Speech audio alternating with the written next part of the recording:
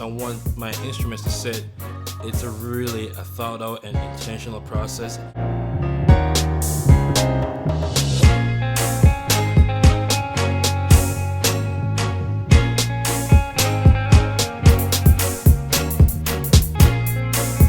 When I'm choosing where in the mix I want my instruments to sit, it's really a thought out and intentional process. I have to ask myself, and you guys should too, what role does the instrument play? Now, if it's something more like along the lines of it's the lead instrument, it's the lead sound that drives the momentum of the track, you kind of want that as close to the center as possible. If it's more something to be in the background, then you may start like panning a little bit more to the left or a little more to the right, depending on what you're feeling and the room that you have vacant in your track.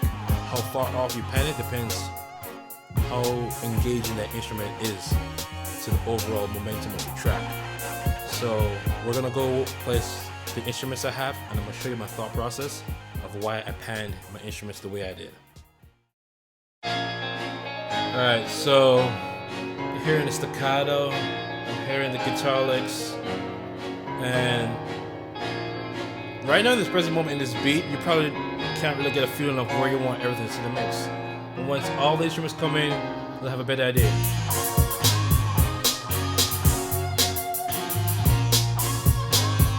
So let's mute the drums real quick. So the guitar leads that you're hearing are more center focused because that creates the vibe of the track.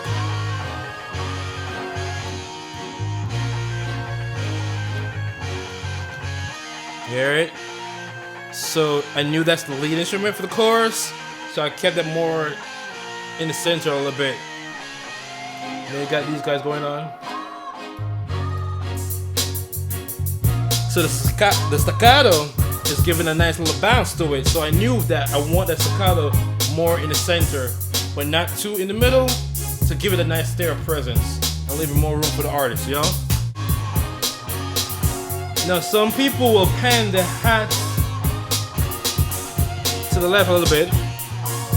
I don't really think that was great. While it does leave more room for the instruments, it takes away the bounce of the track. So instead, I kept my hi-hats for this particular instrument dead center. And that allows it to set the groove and the momentum and the vibe you're setting. And never lose a beat.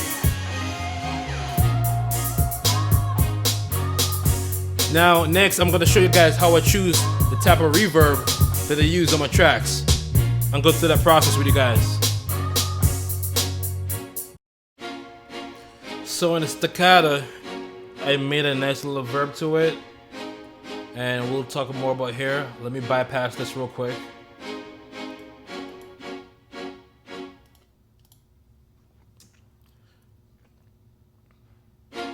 So this is what it sounds like with no effects at all, completely dry. So when I was hearing this, I'm like, okay, how do I want to emphasize on the bounce of the sound?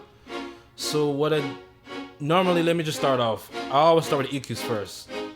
So I want to make sure what I did here is I played with a little bit with EQ, and I found a frequency that was like I didn't really need. I didn't really change drastic. I was kind of muddy there, so I just brought it down. So what I did, I choose a slap reverb. And basically I added a little delay to it, so when you hear the initial sound coming in, there's a slight little delay between the actual sound and the reverb following, which helps create that nice little atmosphere to it. And it just sounds incredible in your speakers or in your headphones. So I thought that allowed it to drive the feeling that I'm trying to convey right now. So we're just getting the levels with the bass and the drum over the instruments.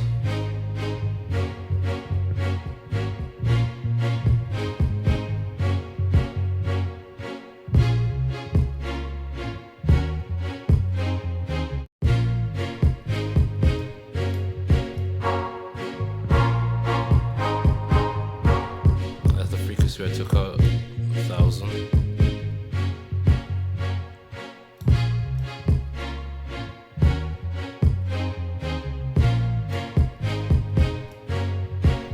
lax about it when doing that, so I don't want to do that. So